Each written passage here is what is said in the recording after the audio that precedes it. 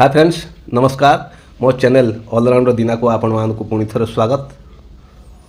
आपण माने मोर हृदयस्पर्शी कहानी निर्वाचन तृतीय भाग शुणी सारी आ चतुर्थ भाग आने बहुत विलंब हो जाई मत आपण निकट क्षमा प्रार्थना करुच्ची। एथर चतुर्थ भाग आरंभ पूर्व आसतु मन पकईवा से हृदयस्पर्शी कहानी निर्वाचन तृतीय भाग को एवं तापरे आरंभ करवा चतुर्थ तथा अंतिम भाग। ताहले आसतु मन पकईवा से तीन भाग को। बापा मृत्यु पर सानू अनिच्छा सत्वे राजनीति रे पाद देछि, किंतु राजनीति को गला परे से संपूर्ण बदली जाइछि।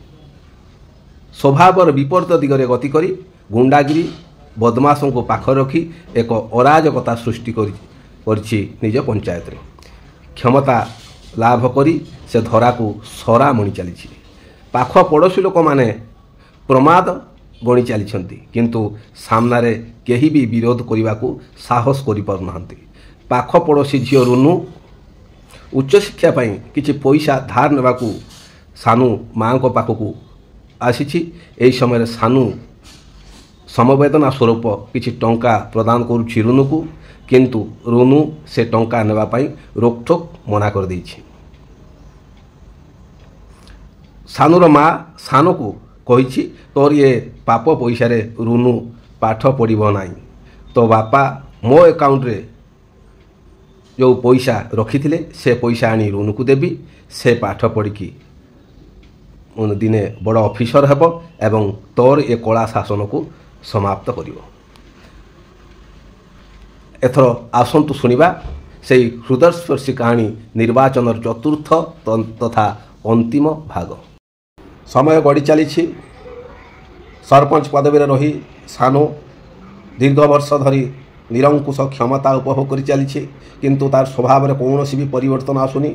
दिन को दिन से अधिक नृशंस पलटि जाऊँगी। सरपंच पदवी रही लोकों सेवा करने बदल में गुंडाराज कर चली। धरा को सरामणि लोकों अकथनीय निर्यातना दे चली। कहीं ता विरुद्ध में स्वर उत्तोलन कले से गुंडा लगाई से दमन करुछि। पाख पड़ोशी झील रुनु पाठ पढ़ारे अक्लांत परिश्रम करी आईएएस पाइछि एवं ट्रेनिंग सारी निज जिले में कलेक्टर भाव में नियुक्ति पाइछि।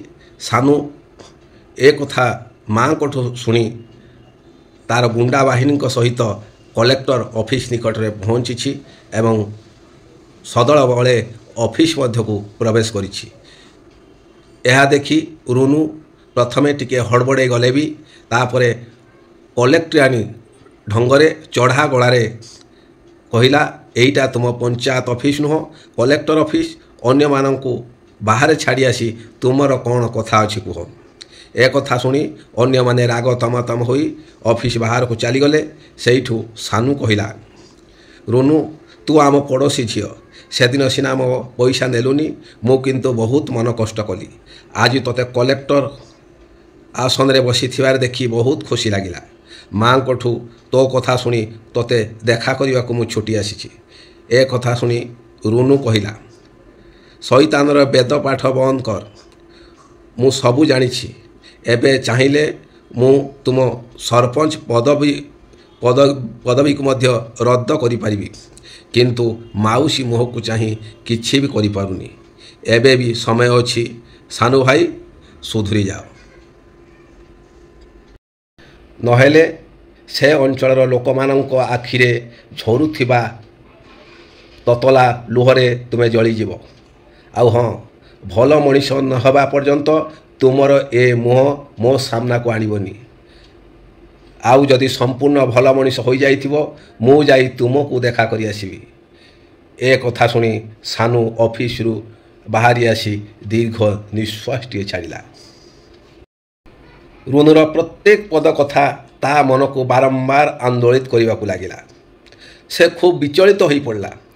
अन्य सांग माने मैडम कौन कहले पचारिबारु सानू चुप नीरव हो रहिला। ता पार्टी किछि भी बाहरिलानी। से खूब नीरव आ निश्चल बाट सारा सानूर सांग माने ताकू ବାରମ୍ବାର ପଚାରି ଚାଲିଥାନ୍ତି ମ୍ୟାଡ଼ାମ୍ କ'ଣ କହିଲେ, କିନ୍ତୁ କୌଣସି ଜବାବ ନଥିଲା, କେବଳ ନୀରବ ଆଉ ନିଶ୍ଚଳ। ତାପରେ ସାନୁ ଘରକୁ ଗଲା। ଘରେ ମା ଖାଇବାକୁ ଡାକିଲେ, କିନ୍ତୁ ସାନୁ ଖାଇଲା ନାହିଁ। ରାତ୍ରିରେ ପୁଣି ଥରେ ମା ଡାକିଲେ ଖାଇବା ପାଇଁ, କିନ୍ତୁ ସାନୁ ଉଠିଲାନି କି ଖାଇଲା ନାହିଁ। ରାତି ସାରା ସେ ଦେଖିବାକୁ ପାଇଲା ତା ଆଗରେ ରୁନୁର ମୁହଁ ନାଚି ଯାଉଛି ଏବଂ ତାର ପ୍ରତ୍ୟେକଟି କଥା ତା ମନକୁ ବାରମ୍ବାର ଆନ୍ଦୋଳିତ କରି ଚାଲିଛି। ଏମିତି ବାରମ୍ବାର ଭାବନା ମଧ୍ୟରେ ସେ ଆବିଷ୍କାର କଲା ତାର ରୁନୁ ପ୍ରତି ରହିଛି ଅହେତୁକ ଦୁର୍ବଳତା। ତା ମନ ମଧ୍ୟରେ ରହିଛି ରୁନୁ ପ୍ରତି ଭଲ ପାଇବା। ହଁ, ସେ ଏବେ ନିଜକୁ ପରିବର୍ତ୍ତନ କରିନେବ, ଏବେ ଭଲ ମଣିଷ ହେଇଯିବ। ସେ ଭଲ ମଣିଷ ହେଇଗଲେ ରୁନୁ ତା ପ୍ରତି ଆକର୍ଷିତ ହେବ ଏବଂ ସେ ମଧ୍ୟ ତାକୁ ଭଲ ପାଇ ବସିବ। ଏଇମିତି ଭାବୁ ଭାବୁ ରାତି ପାହିଗଲା।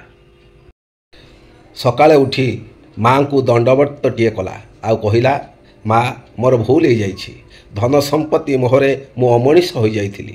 ବାପାଙ୍କ ହତ୍ୟା କରାଯାଇଥିବାରୁ ମୁଁ ବି ନୃଶଂସ ହୋଇଯାଇଥିଲି।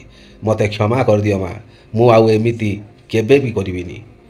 ମା ତା ମୁଣ୍ଡ ଆଉଁସି ଦେଇ କହିଲେ, ତୁ ତୋର କୁକର୍ମ ପାଇଁ ପଶ୍ଚାତାପ କରିଛୁ, ସେତିକି ଯଥେଷ୍ଟ। ମୁଁ ସବୁ ଶୁଣିଛି। କାଲି ତୁ ରୁନୁକୁ ଦେଖା କରିବାକୁ ଯାଇଥିଲୁ, ସେ ମୋତେ ସବୁ କହିଛି।